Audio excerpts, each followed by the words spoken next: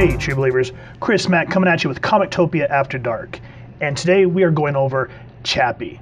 I thought long and hard about doing this film because I remember initially seeing it in the theater and I thought it was entertaining, but I didn't go back and rewatch it on DVD, so a lot of the details escaped me. But I remember I was like, there's something about this film that I like. I know a lot of people have kind of said, it's kind of and oh, but it has some really great ideas in this film. Plus, I'm biased because I love Censored, and just seeing them as the main thugs in this film was awesome. Now, for those of you that don't really know Neill Blomkamp, a lot of his films really deal with xenophobia and social segregation. You see that in Chappie, you see that in Elysium, and you also see it heavily in District 9. But I like that he uses metaphor instead of it feeling like preachy per se, how just coming out and saying it. Yes, there's moments where it can be on the nose, but still it's engaging and it makes you think, and that's what a film or a book or any type of media should do. And that's exactly what this film gets. You have some great drama, you have some great moments of thinking about the human soul and all that good jazz. So let's jump into Chappie. Is it good? Is it bad? Is there a middle ground? Let's explore. So the film opens up, and right off the bat, they kind of use that real life, like handheld feeling. We have all these news helicopters going around showing all the violence that's taken place here in Johannesburg. Now, the film was created in 2015, came out in 2015, so it felt like at this time it was overused in a lot of films. But Blomkamp is able to use it to make it look news style. And then we go into, what's this place called? Tetraval. And here we meet director Bradley, who is Sigourney Weaver, which I'm happy about. And they're talking about the Scout program. Here they're talking about how AI has come to life, essentially. And the Scouts are replacing a lot of the modern police force, kind of taking out that human element and decreasing crime. And it's working very well. It was created by a character, or the person here, he's a very high-functioning software engineer named Dion Wilson, portrayed by Dev Patel. And he's talking about how he's happy with the Scouts, but he is interested in high-level artificial intelligence, true intelligence that can think and feel. And the newscaster really sets the theme here when he's interviewing him. He says, is that the mandate at Tetraval to take that evolutionary step forward and build something truly alive? And I like how Dion can't answer. He just kind of cuts from there. And then we are introduced to 22, which aka is Chappie. This is played by Salto Copley. If I got your name wrong, I'm so wrong.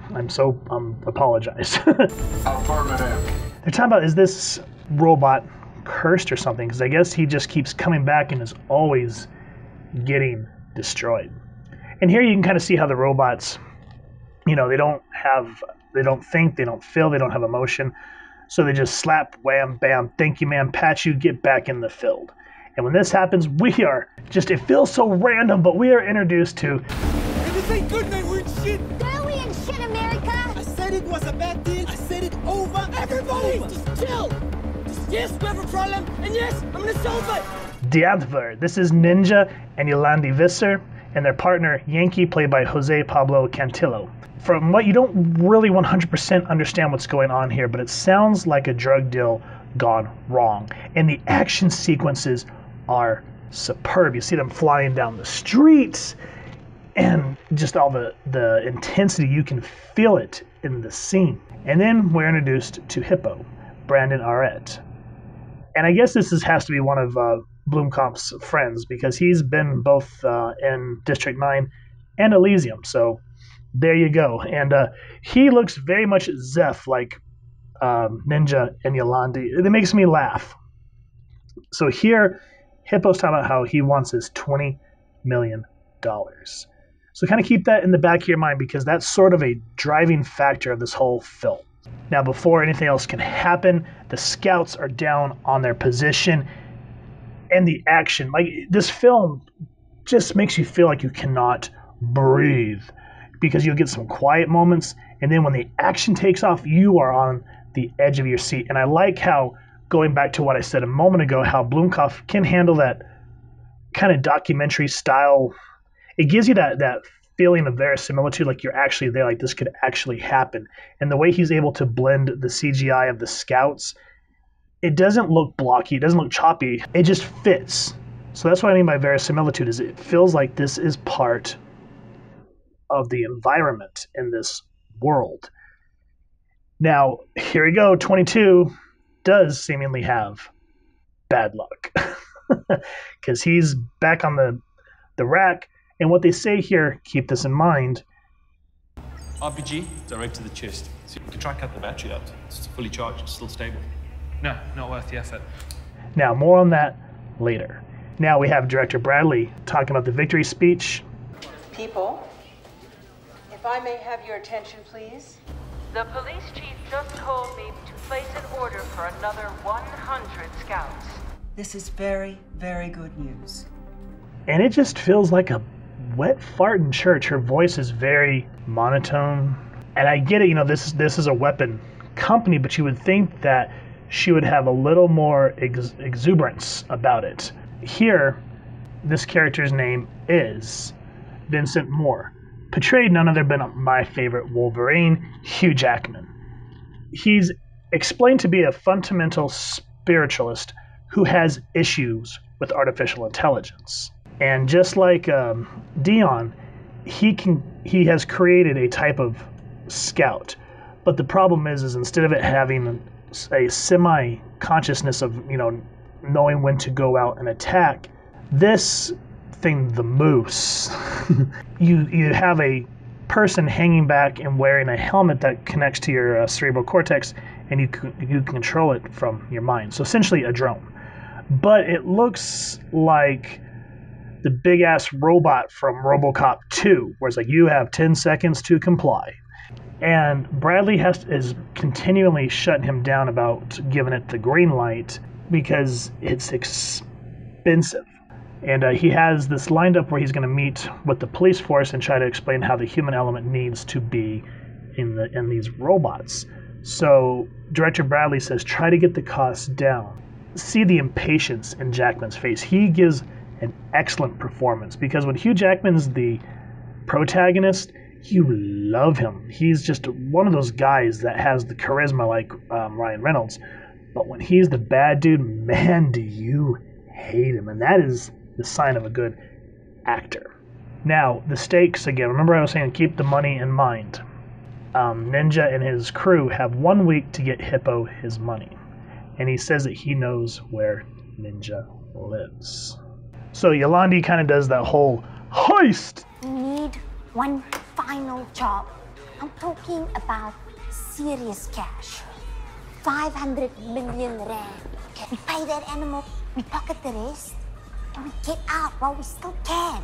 What she proposes, because everyone just thinks it's crazy, she says, let's find out who controls the robots to get the remotes to stop them. Which segues us into sort of some backstory about Dion. Which at this point I'm glad they do, because I will spoil one thing, is a lot of these characters, without some of the moments here, they feel very one-dimensional. And I think that's why the movie fell flat. Here we see that Dion is a man driven. He comes home from work and he's busting his ass on this AI program. And you just keep this whole montage is just seeing him slamming the Red Bulls and just typing the code and compiling. You can feel the anxiety and just his gears grinding in his head till finally you see this consciousness.data file, I think is what it's called. And here Devin realizes that he's created consciousness. And this is where the film for me gets interesting, because then it starts to ask a whole lot of metaphysical and philosophical questions of the human soul. What are we? Where do we go? And we'll get into that more in a minute. Dion goes to Director Bradley and asks if he can have the destroyed scout unit so that he can try to implement this consciousness program into it. This is a computer system that might be smarter than a human. Okay. Stop. Please, Dion. Do you realize you just came to the CEO of a publicly traded weapons corporation and pitched a robot that can write poems? Now, after that big shutdown, which you can understand this is a weapons company, and sadly, Dion should have probably went with someone like MIT instead of a weapons company, because they can't see beyond kill, kill, kill, and numbers, numbers, numbers. But he sees this thing and says, craft life. He just kind of, whoops, probably not the thing he needed to see at that moment, because yeah, a whole lot of protocols and a whole lot of bad ideas start to happen at this point. This is sort of where the eye of the shitstorm starts to happen. Now we jump back to Jackman characters more, and he's given his presentation about the moose, and the police department is just not having it. But this? No, we don't want this. I mean, look at it, it's overkill. It's expensive, it's big, and it's ugly. It's gonna have to get a hell of a lot worse for us to even consider this. Now again, Jackman giving an absolute excellent performance here as he got shut down. He goes in the bathroom and he's looking at himself, and you kind of get that duality, kind of how like in films how water is used for rebirth and how mirrors are used for kind of showing that Johari window of the duality of nature. It tracks in on his face, and you can see that he's starting to have enough. They find the censored. I don't know what their gang is called, so I'm just going to call them by their band name. They find out where Dion is, capture him, and Ninja, whew, he, because him and Yolandi grew up in Johannesburg, what do they call it there? Joburg or something like that. Anyway, he's like, you know what? What if we get him to program this bad boy to fight for us? Like indestructible robot gangster #1, son. So Dion, in a sense, doesn't have a choice, but there's a catch to this 22 droid being programmed with human consciousness. And because Ninja in this film is an impatient gangster, in a week they have to get $20 million, or it's in his entire gang's life. And so Ninja just wants to results with this 22 droid acting skittish. And Yolandi, she gives an excellent performance in this film because she kind of shows the nurturing mother side. Look at the happy Chappie. That's your name, Chappie. As I was mentioning at the beginning with 22, when they were going to decommission him, they said that his battery was fused to his chest because he took a full blast of an RPG, so it's fused to him. And Dion explains that the robot only has 5 days before the battery dies. Now what I like here, but I like how the reject sticker slapped on his forehead just kind of gives this juxtaposition of what people think of what they see compared to what's inside. Another metaphor of the human soul.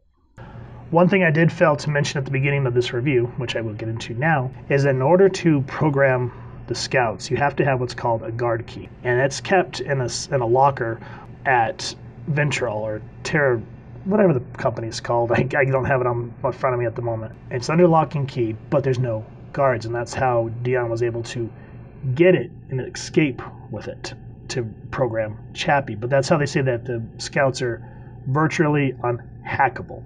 And so you can kind of see where the stakes start to rise, because just bad decision after bad decision after bad decision. And that's what I mean by, even though there's quiet moments in this film, you don't get a moment to breathe. Now that Chappie's this living thing, he begins to explore Dion's home. And it's just like a toddler to get into the fridge.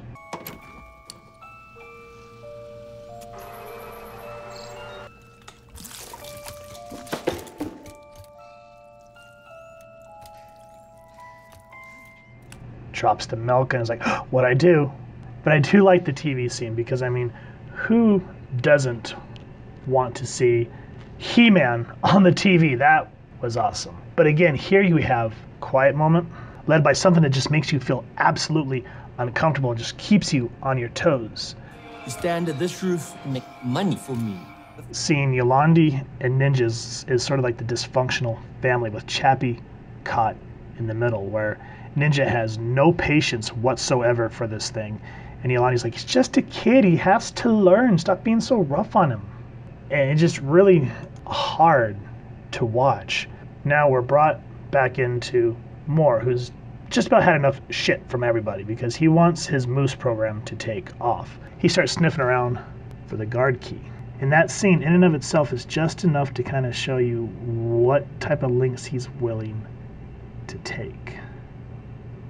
And then we come back to Dion, who brings this whole tub of information, like little toys, quote unquote, for kids to Chappie. What's cool is there's a scene about where Chappie gets this book and he goes, "This is Chappie's book?" And it's about the black sheep. It feels a bit on the nose, but resonates about being special. So you start to get, you start to feel this in your soul of these moments of, is this robot alive? Now, one thing here that is important to remember is Dion actually kind of commands Chappie, saying, "I'm your creator. Don't do what these ruffians do. You can't break your promise that you can't kill people and you can't do any type of crime." And again, after kind of having that really interesting moment, it's Ninja, yet again, who really makes the whole thing uncomfortable, because Yolandi's again saying, he's just a child and we need him for the heist. And here he says, "Daddy's going to show you the real world." And so they take him out into the middle of nowhere and they drop him, just like you would, like how a lot of people do with dogs, and it just pisses me off. And this scene is just that equally fucking brutal to watch. And Chappie's pleading with these gangsters to not hurt him. Please don't. Please don't leave me. I want to go home. I want to go home.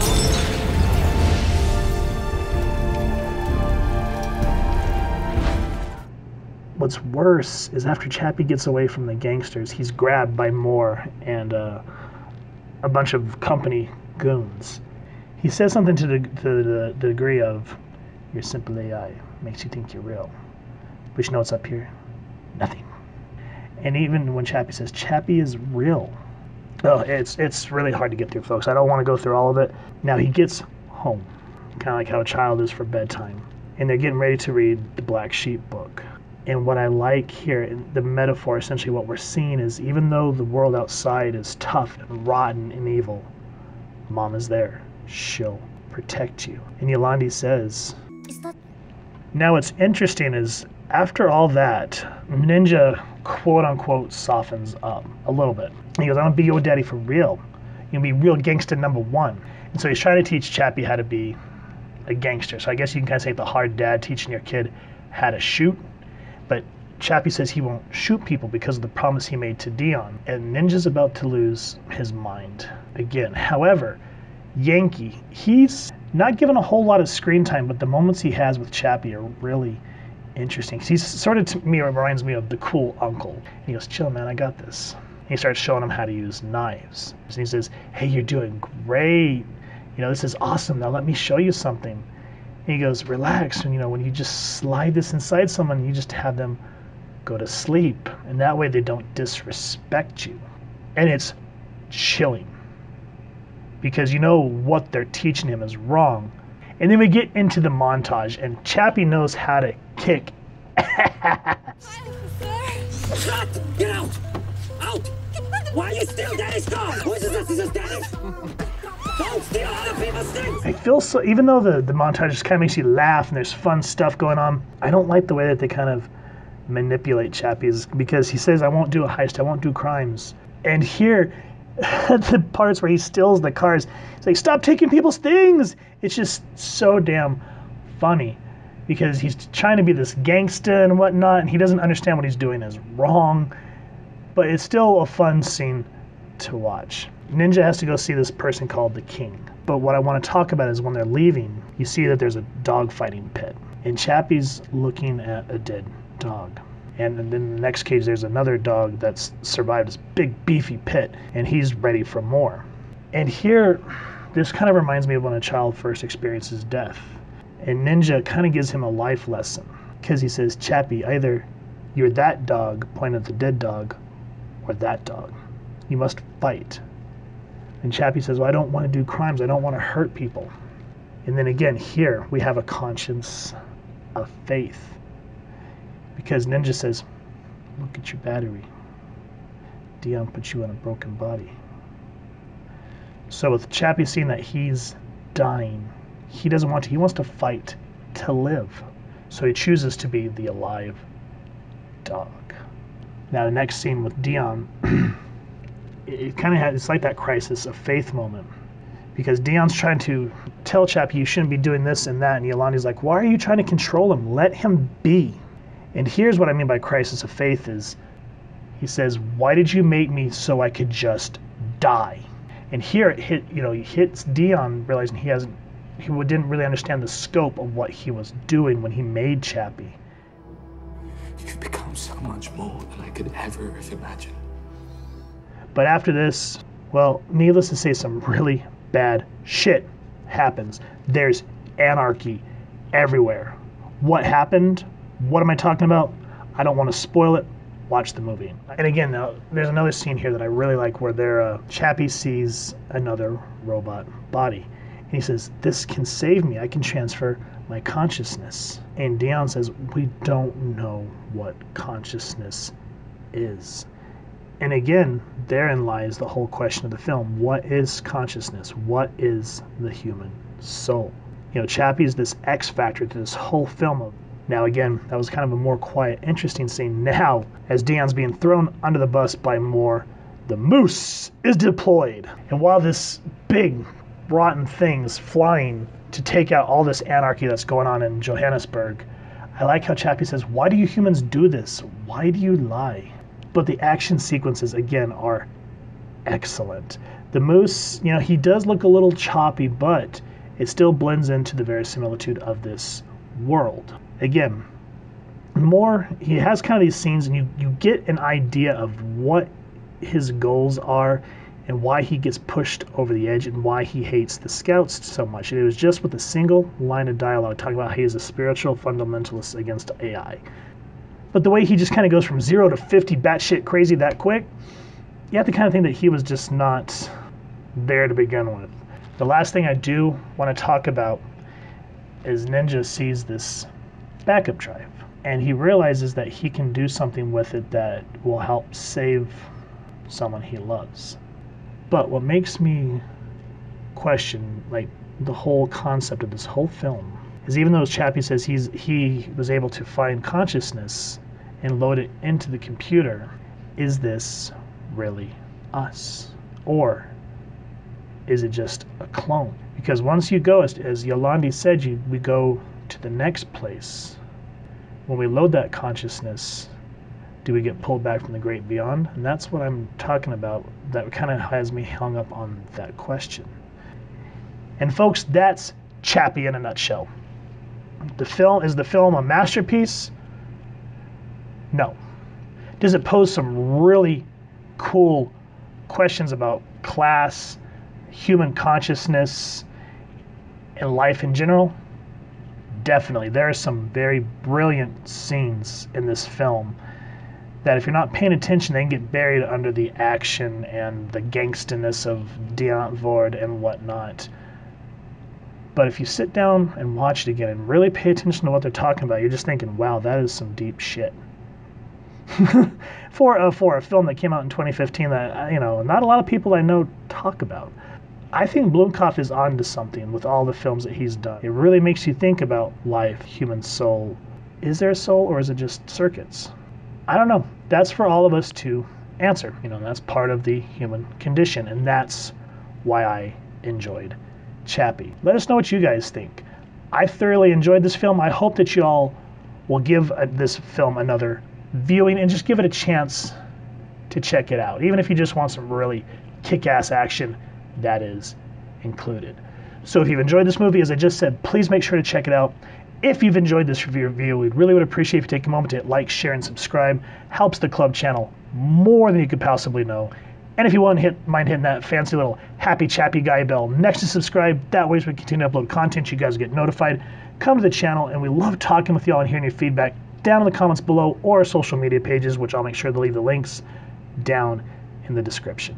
So with all that said, I hope y'all continue to have an absolutely amazing day checking out film. And I hope y'all really do give Chappie a chance. And until next time, I will see y'all on the next review.